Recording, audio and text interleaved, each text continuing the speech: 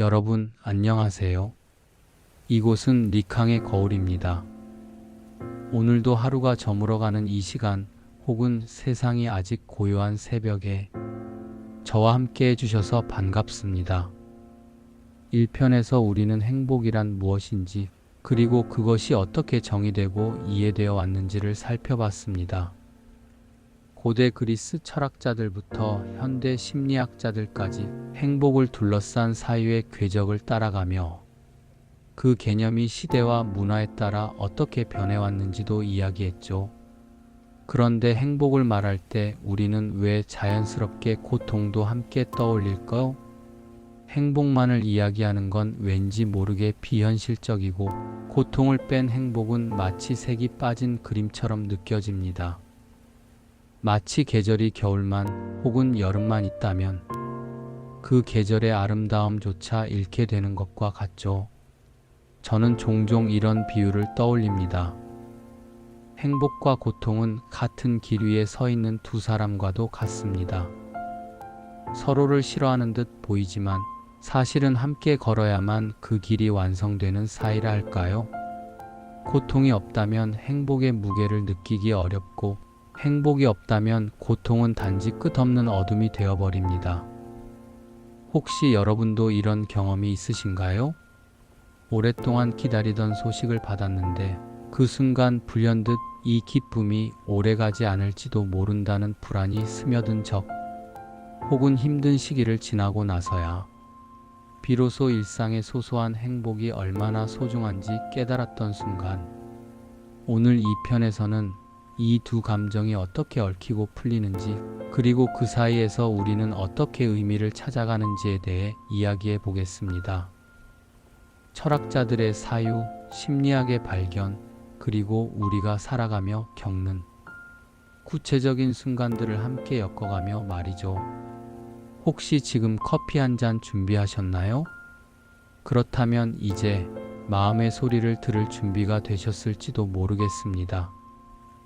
행복과 고통이 함께 걷는 길 위에서 우리만의 이야기를 시작해 봅시다. 고통. 이 단어는 짧지만 그 울림은 무겁습니다. 우리의 기억 속을 조금만 더듬어 보아도 고통의 순간들은 쉽게 떠오릅니다. 어릴 적 자전거를 배우다 넘어져 무릎이 까지던 순간, 첫사랑이 끝나던 날의 쓰라림, 친구와의 다툼으로 며칠 동안 잠을 설치던 시절, 가족과의 이별 앞에서 느꼈던 깊은 상실감, 그리고 시험에서의 낙방이나 사회에서의 좌절까지, 삶은 언제나 고통을 배제하지 않은 채 흘러왔습니다. 그러나 신기하게도 이러한 고통은 단지 괴로움으로만 남지 않았습니다. 어린 시절의 상처는 우리를 조금 더 조심스럽게 만들었고, 첫사랑의 아픔은 관계의 소중함을 가르쳤습니다. 실패와 좌절은 새로운 시도를 가능하게 했습니다. 고통은 언제나 우리를 괴롭히는 적인 동시에 우리를 자라나게 만든 동반자이기도 했습니다. 쇼펜하우어는 이 점을 철학적으로 집요하게 파고들었습니다.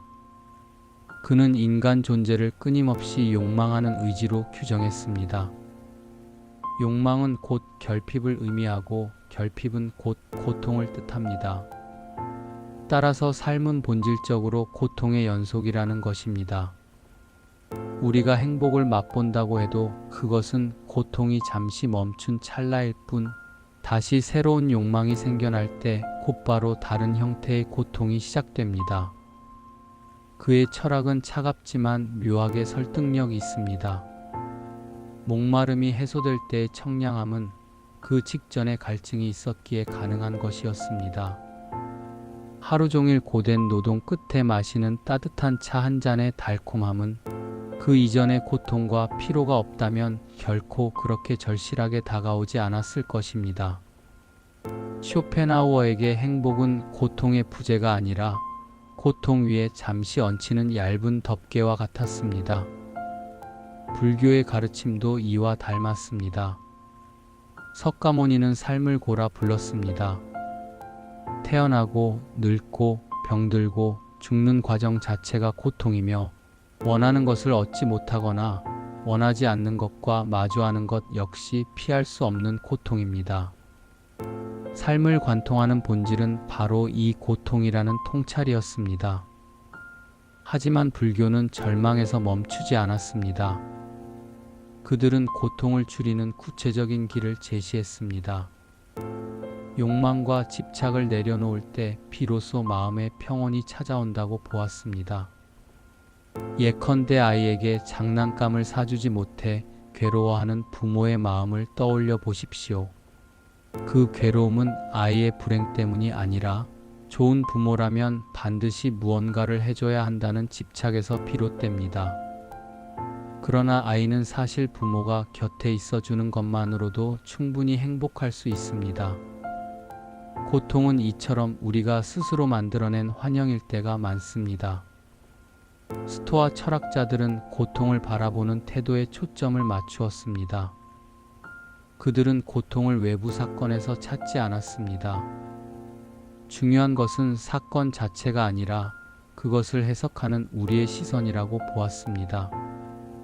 에픽테토스는 말했습니다.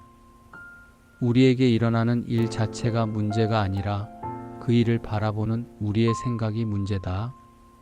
폭풍이 몰아치는 바다 위에서 어떤 이는 절망하며 무너지고 또 다른 이는 그 폭풍을 항해수를 연마할 기회로 삼습니다. 같은 사건이지만 그것을 어떻게 해석하느냐에 따라 고통은 전혀 다른 얼굴을 갖게 되는 것입니다. 스토아 철학자들은 통제할 수 없는 외부에 매달리는 대신 통제 가능한 내면에 집중하라고 말했습니다. 그들에게 고통은 피할 수 없는 외부 사건이 아니라 내면을 단련시키는 훈련장이었습니다. 니체는 고통을 정면에서 끌어안았습니다. 그는 고통을 삶의 적으로 보지 않았습니다. 오히려 고통은 인간을 강하게 만들고 새로운 길로 이끄는 원동력이라고 했습니다. 그의 유명한 말, 나를 죽이지 않는 것은 나를 강하게 만든다. 는 단순한 위로가 아니라 인간이 고통을 통해 성장하고 초월한다는 선언이었습니다. 예술가는 종종 가장 고통스러운 시기에 걸작을 창조합니다. 운동선수는 한계의 고통을 이겨내며 새로운 기록을 세웁니다. 한 사람은 인생의 위기 속에서 이전에는 상상하지 못했던 새로운 삶의 가능성을 발견합니다. 니체에게 고통은 인간을 짓밟는 힘이 아니라 인간을 변화시키는 토양이었습니다. 그는 심지어 고통 없는 삶을 상상할 수 없다고 했습니다. 삶을 긍정한다는 것은 그 안에 포함된 고통까지 긍정하는 일이라는 것입니다. 그에게 고통은 삶의 결핍이 아니라 삶의 본질적 원천이었습니다. 에피쿠로스는 또 다른 길을 보여줍니다. 그는 흔히 쾌락주의자로 불리지만 실제로는 고통을 최소화하는 삶을 강조했습니다. 그는 소박한 식사와 친구와의 대화, 조용한 일상을 가장 큰 행복으로 여겼습니다. 그에게 중요한 것은 무한한 쾌락의 추구가 아니라 불필요한 고통의 제거였습니다. 사람들이 화려한 잔치와 호화로운 생활을 행복이라 믿을 때 에피쿠로스는 오히려 소박한 빵과 맑은 물, 진심 어린 대화를 통해 더 깊은 만족을 누렸습니다. 그가 말한 행복은 욕망을 줄이는 삶 속에서 도리어 풍성해지는 것이었습니다. 칸트는 도덕의 차원에서 고통을 바라보았습니다. 그는 고통이 단순한 불행만은 아니라고 했습니다.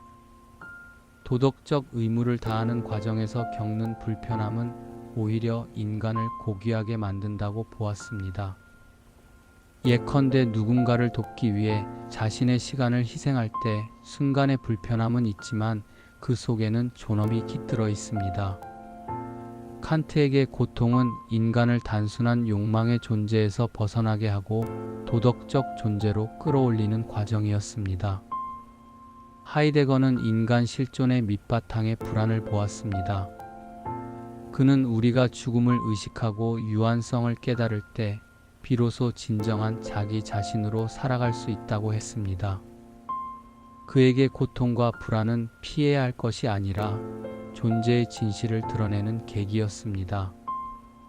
삶의 본질은 무상함 속에서만 선명해지고 그 무게는 고통 속에서만 드러난다는 것입니다.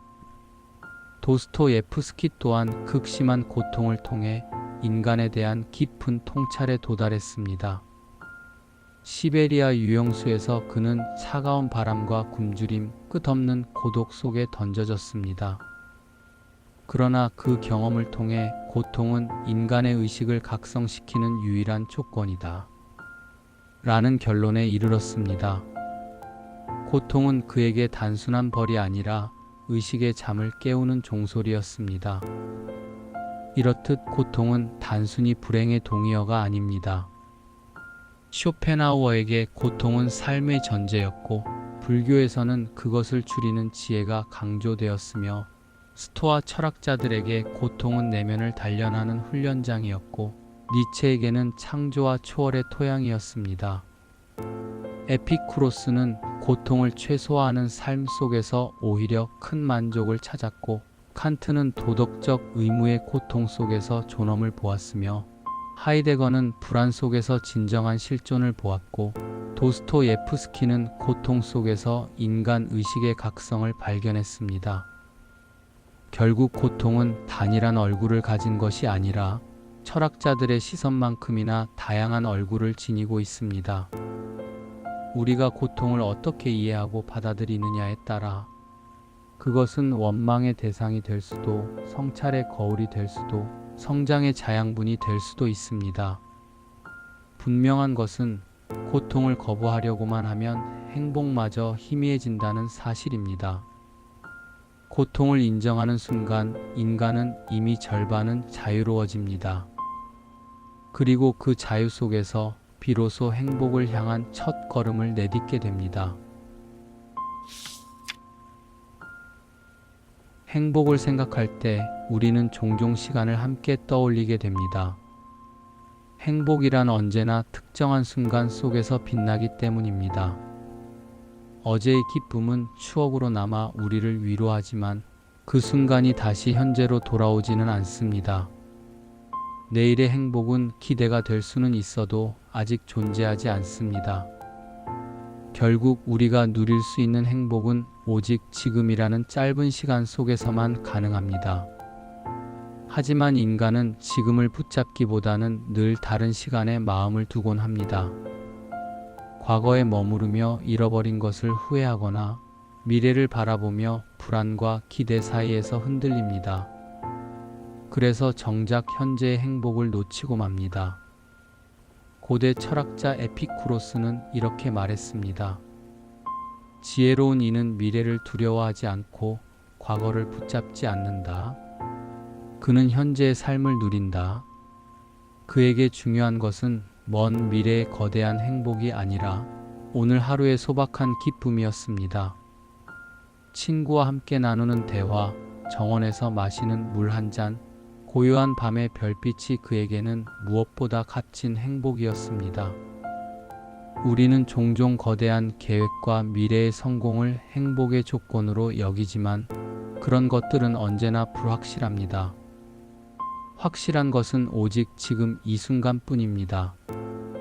따라서 행복은 미래에 도달해야 얻을 수 있는 보상이 아니라 현재를 충실히 살아가는 태도 속에서 이미 주어져 있는 선물입니다.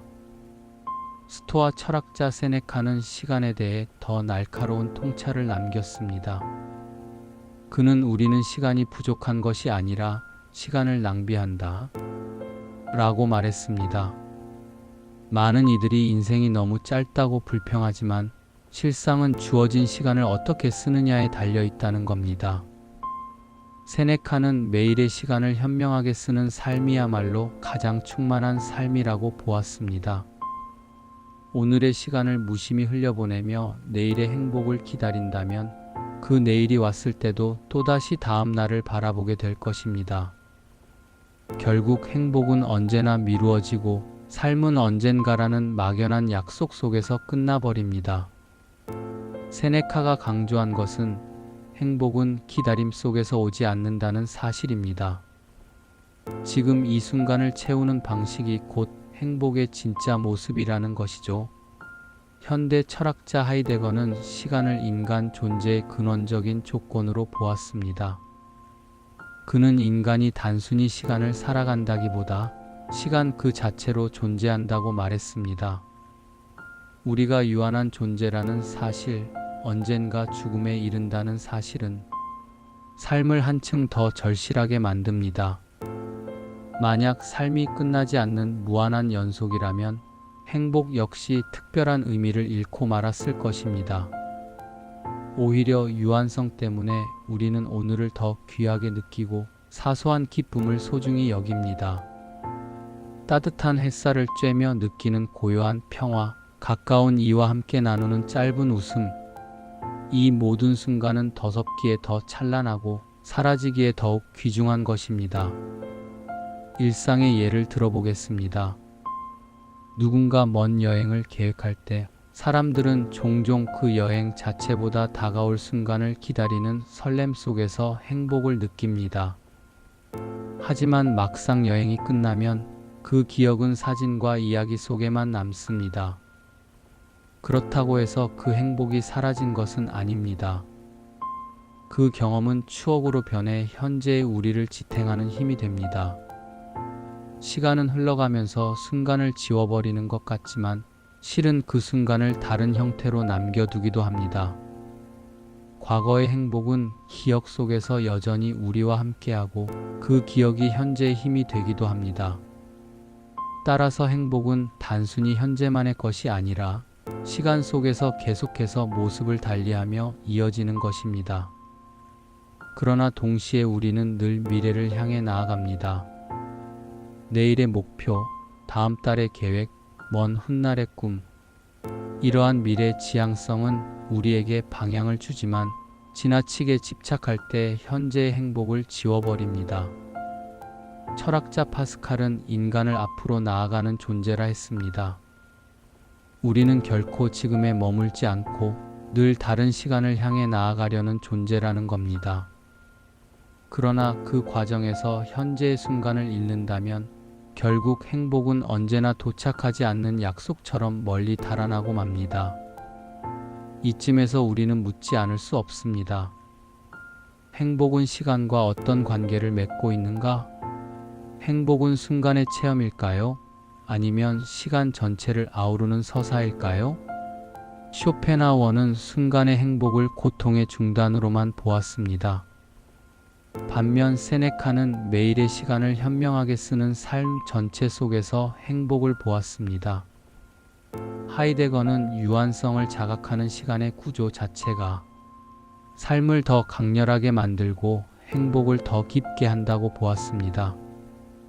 그리고 에피쿠로스는 오직 현재의 소박한 기쁨 속에서만 진정한 행복을 찾을 수 있다고 했습니다.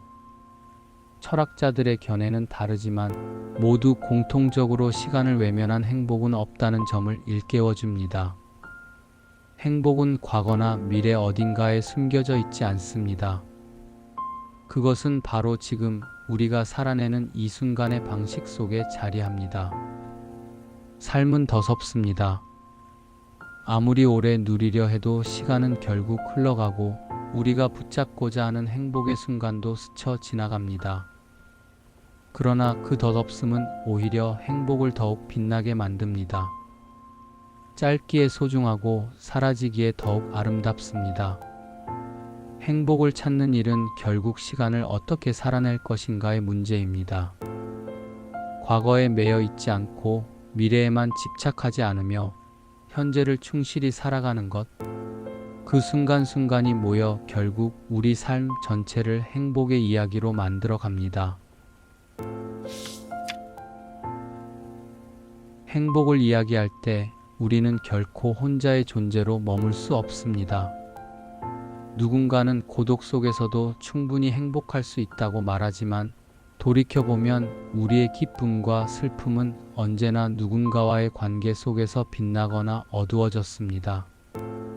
우리가 웃는 순간에도 울고 있는 순간에도 그 배경에는 언제나 타인이 있었습니다. 아리스토텔레스는 인간을 사회적 동물이라 불렀습니다. 그에게 인간의 본성은 공동체 속에서 드러납니다.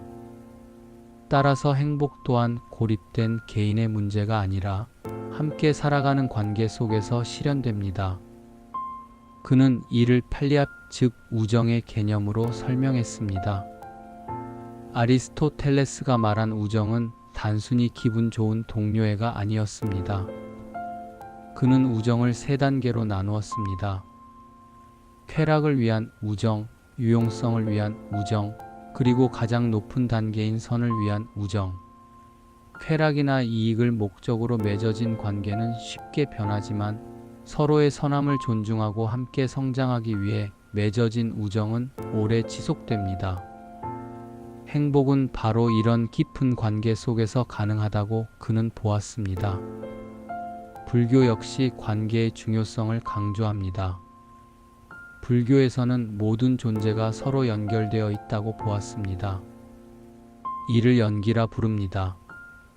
나의 행복은 타인의 행복과 분리될 수 없으며 나의 고통 또한 타인의 고통과 얽혀 있습니다.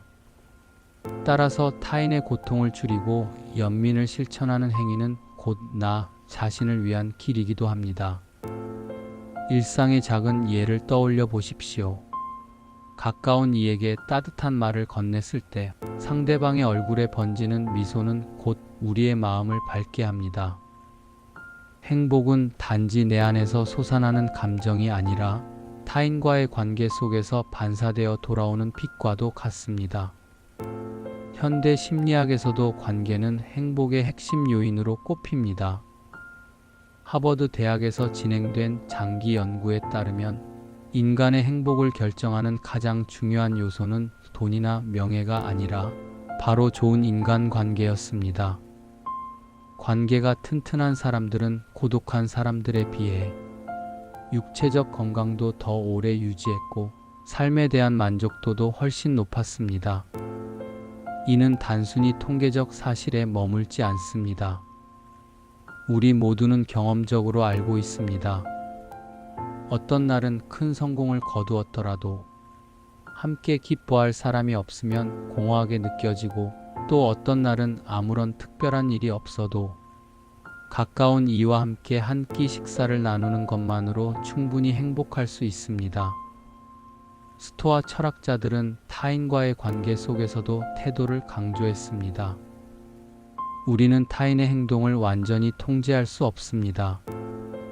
따라서 관계 속에서의 고통은 종종 피할 수 없는 것이 됩니다.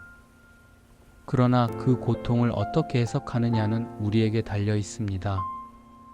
비난이나 오해 혹은 거절을 당했을 때 그 사건 자체가 우리를 무너뜨리는 것이 아니라 그것을 어떻게 받아들이는가가 문제입니다.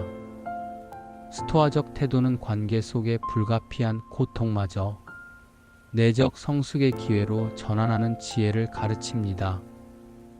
니체는 관계를 통해서도 고통과 성장을 이야기했습니다.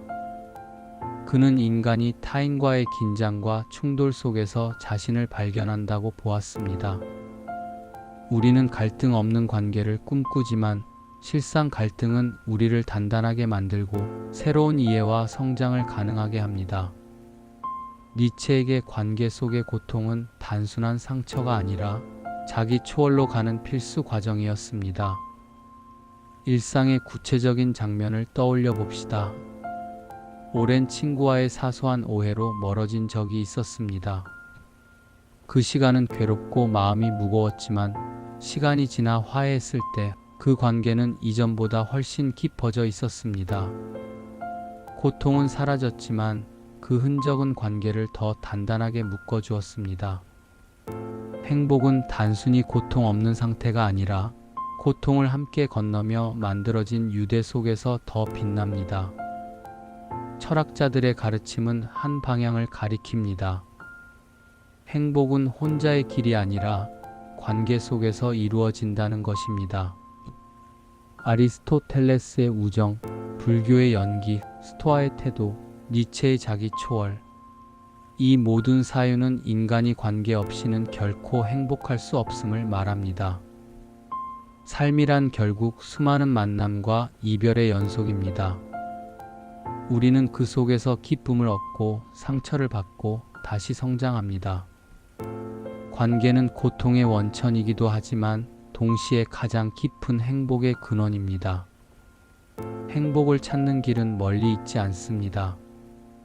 가까운 이에게 건네는 작은 친절, 함께 나누는 식사의 따뜻함, 누군가의 마음을 진심으로 들어주는 시간.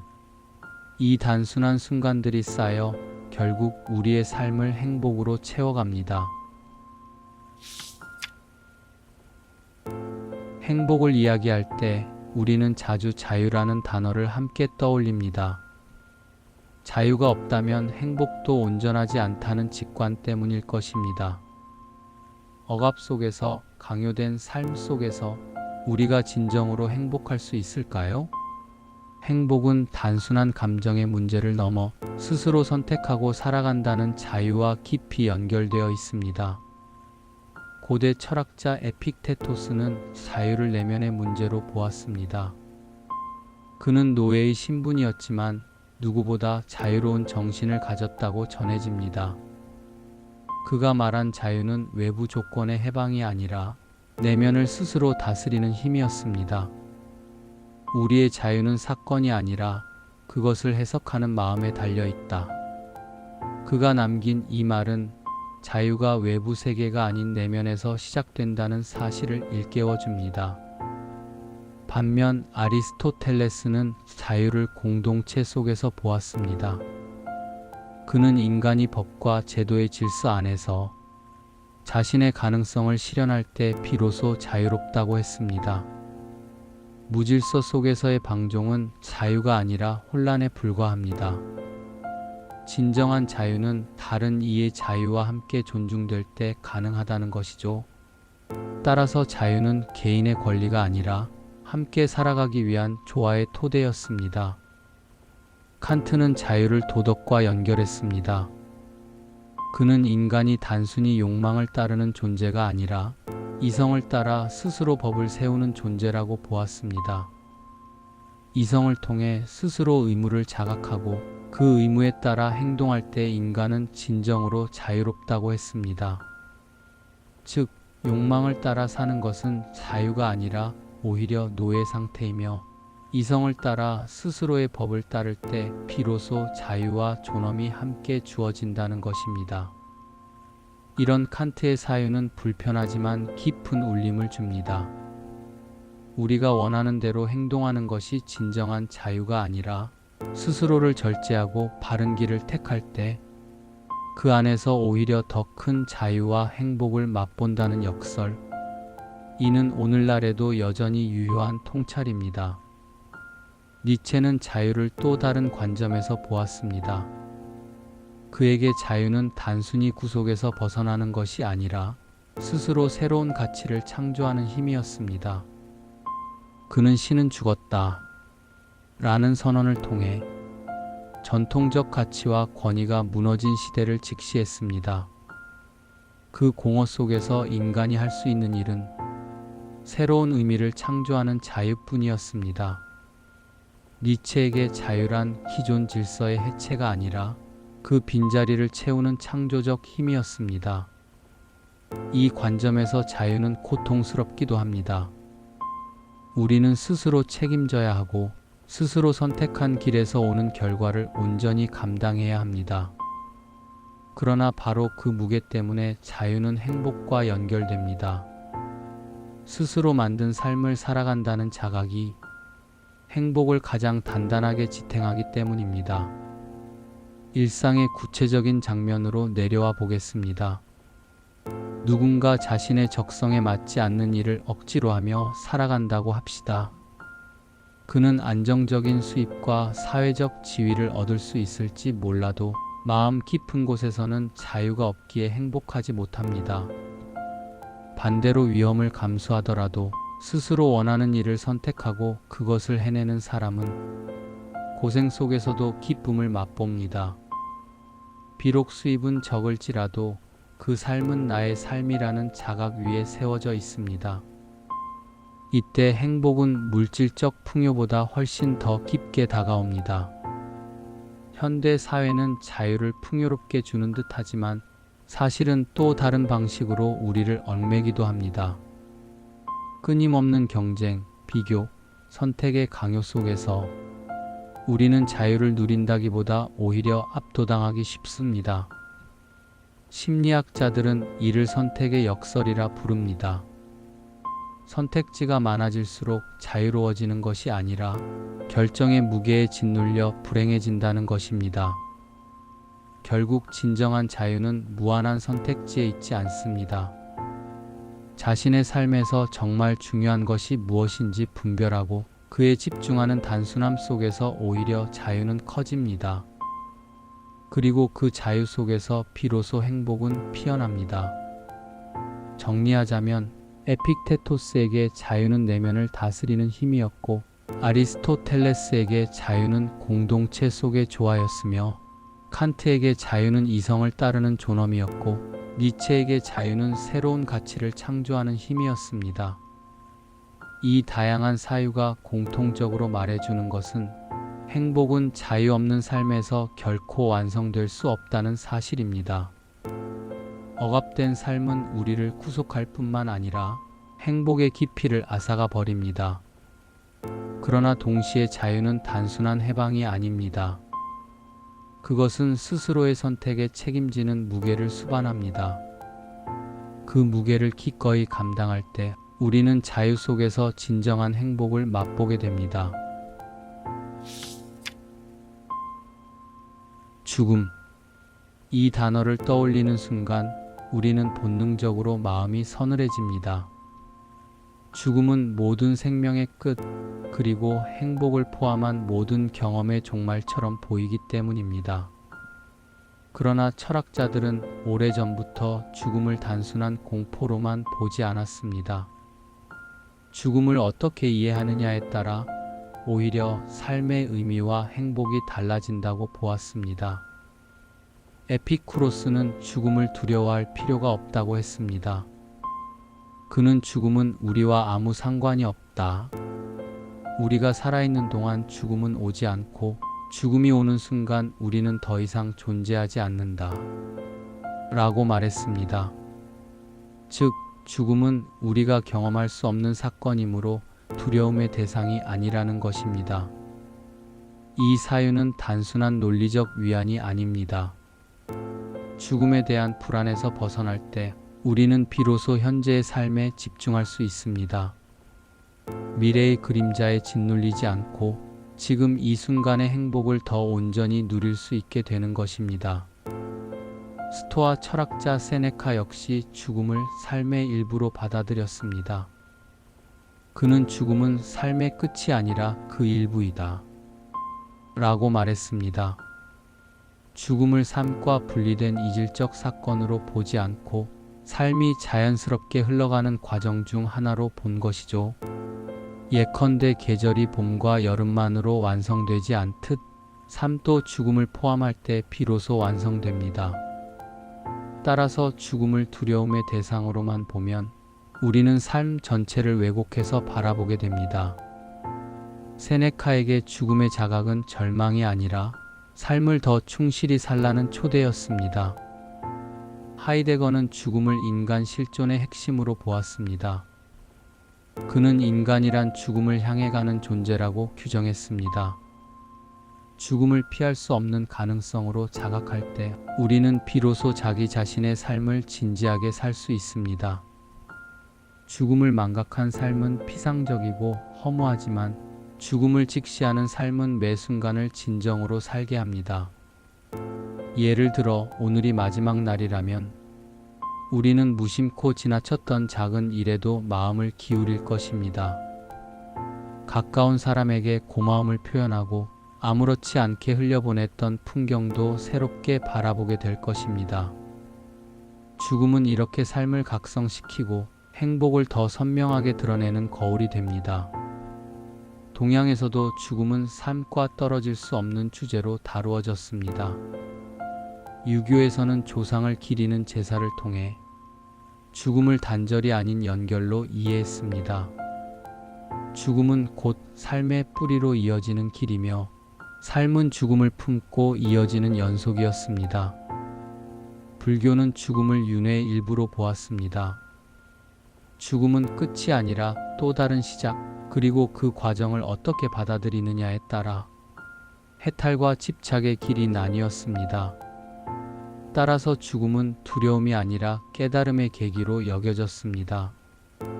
일상의 장면에서도 우리는 죽음을 통해 삶을 새롭게 느낍니다. 가까운 이의 죽음을 경험했을 때 우리는 삶이 얼마나 더섭고 동시에 소중한지 깨닫게 됩니다. 평소에는 당연하게 여기던 일상이 죽음을 맞닥뜨린 순간 갑자기 다른 빛을 띱니다. 따뜻한 식사, 짧은 대화, 익숙한 풍경조차 더는 당연하지 않음을 알게 되죠. 죽음은 우리로 하여금 삶을 잃어버리지 않도록 붙잡게 만듭니다. 죽음을 기억하는 일은 곧 지금을 잃지 않는 일입니다. 니체는 죽음을 두려움이 아닌 긍정의 시선으로 바라보았습니다. 그는 영원의 귀라는 사유를 제시했습니다.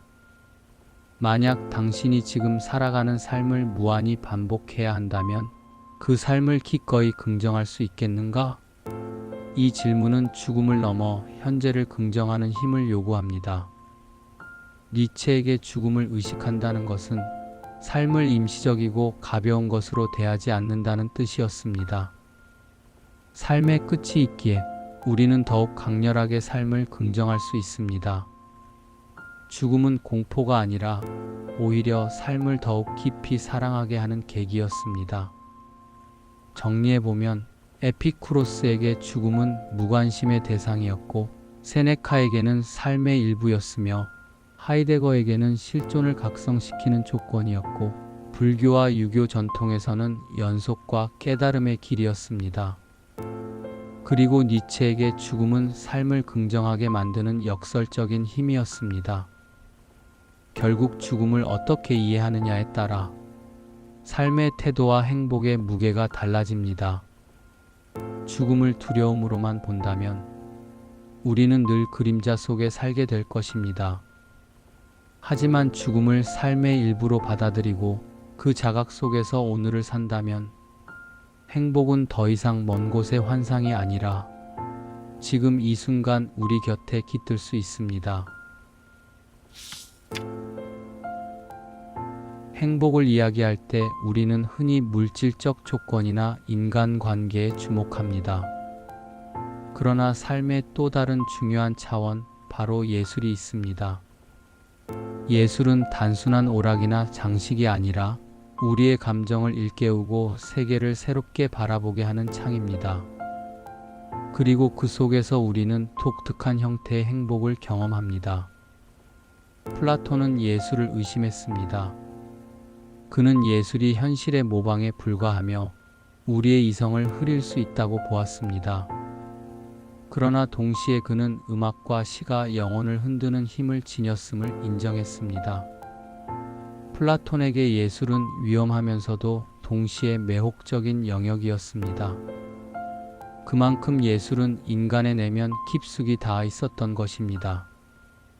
아리스토텔레스는 스승과 달리 예술을 긍정했습니다. 그는 비극을 통해 인간이 카타르시스를 경험한다고 했습니다. 눈물을 흘리며 슬픔을 공유할 때 우리는 오히려 정화와 해방을 느낍니다. 비극적 예술은 고통을 보여주지만 그 고통을 통해 우리는 더 깊은 평온과 행복을 맛보게 되는 것입니다. 니체는 예술을 삶의 필수 조건으로 보았습니다. 그는 인간이 고통 속에서도 삶을 긍정할 수 있는 이유를 예술에서 찾았습니다. 예술이 없다면 진리는 견딜 수 없을 것이다. 그가 남긴 이 말은 예술이 고통스러운 현실을 아름다움으로 변형시켜 우리가 삶을 계속 사랑할 수 있게 만든다는 뜻이었습니다. 니체에게 음악, 문학, 회화는 단순한 표현이 아니라 삶을 긍정하는 힘 그 자체였습니다. 고통스러운 현실을 있는 그대로 바라보면서도 그 안에서 의미와 아름다움을 발견하게 만드는 힘. 그것이 바로 예술이 주는 행복이었습니다. 일상의 경험에서도 우리는 예술의 힘을 느낍니다. 슬플 때 어떤 노래가 위로가 되어주고, 외로울 때 한 편의 영화가 마음을 채워줍니다. 또는 그림 한 점, 시 한 구절이 말로 설명할 수 없는 감정을 대신 전해주기도 합니다. 이때 느껴지는 행복은 단순한 즐거움이 아닙니다. 그것은 깊은 공명, 나도 누군가와 연결되어 있다는 깨달음입니다. 예술은 개인을 넘어 공동체와 인간 전체를 잇는 다리 역할을 합니다. 불교 미학에서도 예술은 단순한 장식이 아닙니다.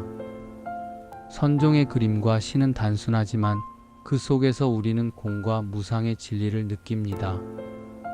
화려하지 않지만 그 단순함이 마음을 비웁니다. 그 순간 우리는 욕망에서 벗어나 평온을 맛봅니다. 이것 역시 예술이 주는 행복의 한 형태입니다. 현대 심리학에서는 예술을 몰입과 연결합니다. 심리학자 칙센트미하이는 몰입플로 상태를 행복의 중요한 조건으로 보았습니다. 우리가 음악을 연주하거나 그림을 그리며 시간이 흐르는 줄 모르고 몰두할 때 그 순간 우리는 외부의 불안과 집착에서 벗어나 온전히 현재를 살아가게 됩니다. 몰입 속에서 느끼는 행복은 가장 순수한 경험 가운데 하나입니다. 삶의 장면을 떠올려 봅시다. 어린아이가 크레파스로 무언가를 그릴 때 그는 결과가 아니라 과정을 즐기고 있습니다. 완성된 그림이 서툴더라도 그 집중과 몰입 속에서 아이는 이미 행복합니다. 이 단순한 장면은 우리에게 중요한 사실을 상기시킵니다. 예술은 결과물이 아니라 과정 속에서, 바로 그 순간의 몰입 속에서 행복을 선물합니다. 정리하자면 플라톤은 예술의 위험을 경계했지만 그 힘을 인정했고, 아리스토텔레스는 예술 속 카타르시스를 통해 인간의 정화를 보았습니다. 니체는 예술을 통해 삶을 긍정할 수 있다고 했으며, 불교 미학은 단순함 속에서 마음의 평온을 발견했습니다. 현대 심리학은 몰입이라는 개념으로 예술과 행복의 연결을 새롭게 설명했습니다. 결국 예술은 단순히 감각적 즐거움이 아니라 삶을 지탱하고 고통 속에서도 우리를 살게 하는 힘입니다. 예술이 있기에 우리는 고통을 견디고 삶을 긍정하며 행복을 새롭게 발견할 수 있습니다. 우리가 행복을 느끼는 순간들을 돌아보면 종종 자연이 배경에 있습니다. 푸른 하늘, 바람에 흔들리는 나무, 파도 소리, 겨울 아침의 고요한 눈길. 자연은 인간이 만든 것이 아니지만 언제나 우리의 마음을 어루만집니다. 문명의 번잡함 속에서 잊고 살다가도 산책길의 꽃 한 송이, 숲속의 새소리만으로도 우리는 마음이 풀리고 행복을 느낍니다. 고대 철학자들은 자연을 단순한 배경이 아니라 삶의 질서와 행복의 근원으로 보았습니다. 스토아 철학자들은 자연과의 조화를 최고의 덕으로 삼았습니다. 그들은 자연에 따라 살라 라고 말했습니다. 인간이란 자연의 일부이므로 자연의 법칙을 거스르지 않고 그 질서 속에 조화를 이루며 살아갈 때 비로소 행복할 수 있다는 것입니다. 이는 단순히 숲과 강 속에서 사는 것을 뜻하지 않습니다. 우리의 욕망과 행동을 자연의 이치에 맞게 절제하고 삶을 단순하게 유지하는 태도를 의미했습니다. 자연은 언제나 균형을 추구합니다. 과도한 욕망과 지나친 집착은 자연의 균형을 깨뜨리듯 우리 삶의 평온을 무너뜨립니다. 동양 사상에서도 자연은 행복의 원천으로 여겨졌습니다. 노자는 인위적인 규칙보다 물처럼 흐르는 삶을 이상으로 삼았습니다. 상선약수, 가장 좋은 삶은 물과 같다는 말입니다. 물은 다투지 않으면서도 만물을 이롭게 하고 낮은 곳으로 흘러가면서도 끝내 바다를 이룹니다. 노자가 본 행복은 억지로 쥐려는 것이 아니라 자연의 흐름에 몸을 맡길 때 찾아오는 평온이었습니다. 장자는 더욱 급진적이었습니다. 그는 인간이 만든 규칙과 사회적 가치를 벗어나 새와 짐승처럼 자유롭게 자연 속을 거니는 삶을 이상으로 그렸습니다. 그에게 행복은 문명 속의 경쟁이 아니라 자연의 바람과 구름 속에서 맛보는 자유였습니다. 현대 심리학은 이러한 사유를 뒷받침하는 연구를 내놓았습니다. 연구에 따르면 도시의 복잡한 환경 속에서 지친 사람들도 짧은 숲속 산책이나 자연 풍경을 보는 것만으로 스트레스가 줄고 행복감이 높아진다고 합니다. 이는 단순한 기분 전환이 아니라 인간의 몸과 마음이 본래 자연과 연결되어 있다는 증거입니다. 일상의 경험을 떠올려 봅시다. 도시의 빌딩 숲을 벗어나 바닷가에 섰을 때 끝없이 펼쳐진 수평선은 우리의 마음을 확 트이게 만듭니다. 숲속의 바람 소리에 귀 기울일 때 도시에서는 느낄 수 없는 고요가 찾아옵니다. 이때의 행복은 인위적인 자극에서 오는 쾌락이 아니라 자연이 주는 본능적인 평화입니다. 니체 역시 자연을 깊이 사랑했습니다. 그는 산책을 단순한 휴식이 아니라 사유의 필수 조건으로 여겼습니다. 그의 사상은 알프스의 고요한 풍경 속에서 자라났습니다. 니체는 고통을 직시하는 철학자였지만 그 고통 속에서도 자연은 그에게 새로운 힘을 불어넣었습니다. 그가 말한 삶을 긍정한다는 태도는 자연의 순환과 힘에서 얻은 직관과도 맞닿아 있었습니다. 자연은 우리에게 유한성을 일깨워주기도 합니다. 가을의 낙엽, 겨울의 눈, 봄의 새싹, 여름의 햇살. 이 순환 속에서 우리는 모든 것이 사라지고 또 다시 태어난다는 사실을 봅니다. 이 덧없음은 때때로 우리를 쓸쓸하게 하지만 동시에 매 순간을 소중하게 만들기도 합니다. 자연의 무상함은 삶의 무상함과 닮아 있고 그 속에서 우리는 행복의 깊이를 배웁니다. 정리해보면 스토아 철학자들은 자연과 조화를 이루는 삶에서 행복을 보았고 노자와 장자는 자연의 흐름과 자유 속에서 행복을 찾았습니다. 현대 심리학은 자연이 우리의 몸과 마음을 치유한다는 사실을 보여주었고 니체는 자연 속에서 삶을 긍정하는 힘을 길러냈습니다. 결국 자연은 단순한 배경이 아니라 우리 행복의 토양입니다. 자연과 멀어질수록 우리는 불안과 결핍에 시달리고 자연과 가까워질수록 우리는 평온과 충만을 경험합니다. 행복은 거창한 성취에서만 오는 것이 아닙니다. 때로는 숲길을 걷는 짧은 순간, 바람에 스치는 나뭇잎 소리, 별빛이 내리는 고요한 밤 속에서 우리는 가장 깊은 행복을 만납니다. 노동은 오랫동안 인간에게 양면적인 의미를 지녀왔습니다. 한편으로 노동은 고통과 굴레로 여겨졌습니다.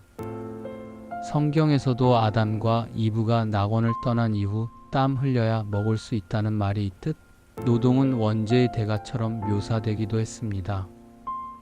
그러나 다른 한편으로 노동은 인간이 세상 속에서 자신을 실현하고 가치를 만들어내는 창조적 활동이기도 했습니다. 행복과 노동은 이 두 극단 사이에서 언제나 긴장 관계를 맺고 있습니다. 고대 그리스 사회에서 자유민들은 노동을 천한 것으로 여겼습니다. 그들은 철학과 정치, 예술을 고귀한 삶의 영역으로 두었고 노동은 노예가 맡아야 할 영역으로 구분했습니다. 그러나 아리스토텔레스조차 인간의 활동 가운데 에르고니 알지오엔, 즉 고유한 과업을 수행하는 것이 인간의 행복에 필수적이라고 보았습니다. 노동은 단순한 생존의 수단을 넘어 자신의 능력을 발휘하고 공동체에 기여하는 방식이었던 것입니다. 중세에 이르면 노동은 신학적 의미를 띠게 됩니다. 수도사들의 규율 속에는 기도하라, 그리고 일하라는 말이 있었습니다. 노동은 신을 섬기는 수단이자 영혼을 단련하는 수행의 장이었습니다. 이 시기의 노동은 단순히 생존을 위한 도구가 아니라 삶을 거룩하게 만드는 행위로 자리 잡았습니다. 근대에 들어와서는 노동의 의미가 크게 달라집니다. 막스 베버가 분석했듯이 프로테스탄트 윤리는 노동을 신성한 소명으로 여겼습니다. 열심히 일하는 것이 곧 신의 축복을 드러내는 길이었고, 이러한 윤리가 근대 자본주의의 토대를 형성했습니다. 노동은 개인의 부를 쌓는 수단이자 사회 발전을 이끄는 원동력으로 격상되었습니다. 그러나 동시에 노동은 소외의 문제를 안게 되었습니다. 칼 마르크스는 자본주의 사회에서 노동자가 자신의 노동의 결과와 단절되어 더 이상 노동 속에서 의미와 행복을 찾지 못한다고 지적했습니다. 노동은 자아를 실현하는 활동이 아니라 타인의 이익을 위해 억압받는 과정이 되어 버린 것입니다. 현대 사회에 들어서면서 노동과 행복의 관계는 더욱 복잡해졌습니다. 많은 사람들은 직업을 통해 사회적 인정과 성취감을 얻지만 동시에 과도한 경쟁과 장시간 노동 속에서 지쳐갑니다. 노동은 여전히 삶의 중심이지만 그것이 행복으로 이어지는 경우는 점점 줄어드는 듯 보입니다. 심리학 연구에 따르면 사람들은 단순히 높은 소득이나 안정된 지위 때문에 행복해지는 것이 아닙니다.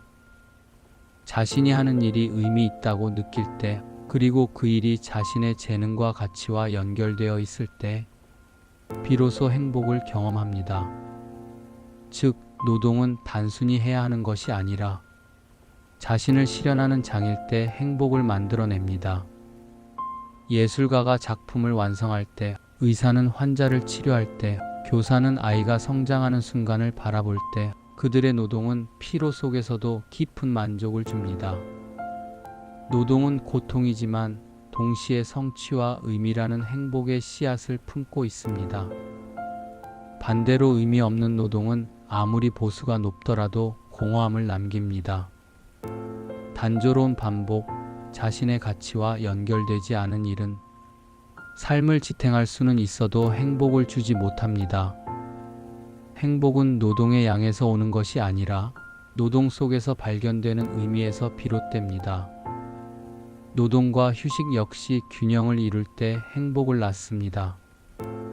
고대의 사유 속에서 레저, 즉 여가 시간은 단순한 휴식이 아니라 인간이 진정으로 인간다움을 드러내는 시간으로 여겨졌습니다. 노동만으로는 행복할 수 없고 휴식을 통해 우리는 다시 노동을 바라볼 힘을 얻게 됩니다. 정리하면 노동은 인간을 억압하는 굴레일 수도 있고 자신을 실현하는 창조적 활동일 수도 있습니다. 노동은 고통을 수반하지만 그 속에 담긴 의미와 성취는 행복의 본질적인 일부를 형성합니다. 행복한 삶은 노동을 버리고 얻어지는 것이 아니라 노동 속에서 의미를 발견하고 휴식과 균형을 이루며 자신을 실현하는 길 위에서 주어집니다.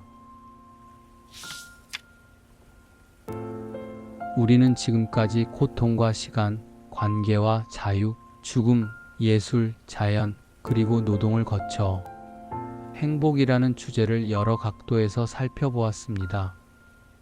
철학자들의 깊은 사유와 우리의 일상적 경험이 교차하면서 행복은 단일한 개념이 아니라는 사실을 다시금 확인하게 됩니다. 행복은 단순히 즐거운 순간에 머무르지 않았습니다. 쇼펜하우어가 보았듯 그것은 고통과 얽혀 있고 세네카와 하이데거가 말했듯 시간과 유한성을 통해 더욱 선명해졌습니다. 아리스토텔레스와 불교가 강조했듯 관계와 조화 속에서 자라났으며 니체가 말한 것처럼 창조와 긍정을 통해 한층 깊어졌습니다. 행복은 자유와도 연결되어 있습니다. 외부의 억압이 사라져야 비로소 숨 쉴 수 있고 스스로의 선택을 감당할 때 더욱 단단해집니다. 또한 예술과 자연, 노동 속에서도 행복은 다양한 얼굴을 보여주었습니다. 예술은 고통스러운 현실을 아름다움으로 변형시켜 주었고, 자연은 언제나 우리를 품으며 평온을 선물했습니다. 노동은 때로는 무거운 짐이었지만 그 속에서 의미를 발견할 때 삶을 지탱하는 기둥이 되었습니다. 이 여정을 통해 알게 된 것은 행복은 멀리 있는 대상이 아니라는 점입니다. 행복은 기다려서 오는 것이 아니라 우리가 지금 살아내는 방식 속에 이미 스며 있습니다.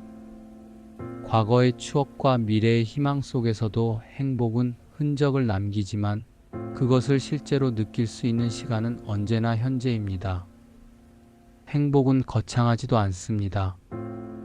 타인과 나누는 짧은 대화, 조용히 바라본 자연의 풍경, 몰입 속에서 흘러간 한 시간의 노동, 그 순간들이 쌓여 우리 삶 전체를 빛나게 합니다. 철학자들의 말과 우리의 경험을 아울러 보면 행복은 결국 어떻게 살아갈 것인가라는 질문과 맞닿아 있습니다. 고통을 부정하지 않고 시간의 유한성을 기억하며 관계 속에서 나누고 자유 속에서 선택하며 죽음을 자각하고 예술과 자연, 노동 속에서 의미를 발견하는 삶. 그 모든 길 위에 행복은 흩어져 있습니다. 따라서 행복은 도착지가 아닙니다. 행복은 우리가 걸어가는 길에 비치며 그 길 위에서 우리가 내딛는 발걸음마다 함께하는 동반자입니다. 삶은 완벽하지 않지만 그 불완전함 속에서 순간순간 피어나는 행복이 우리를 지탱하고 앞으로 나아가게 만듭니다. 이제 우리의 긴 여정을 마치며 다시 한번 이렇게 말할 수 있을 것입니다. 행복은 먼 곳에 있지 않다. 행복은 지금 우리의 삶 속에서 이미 흐르고 있다.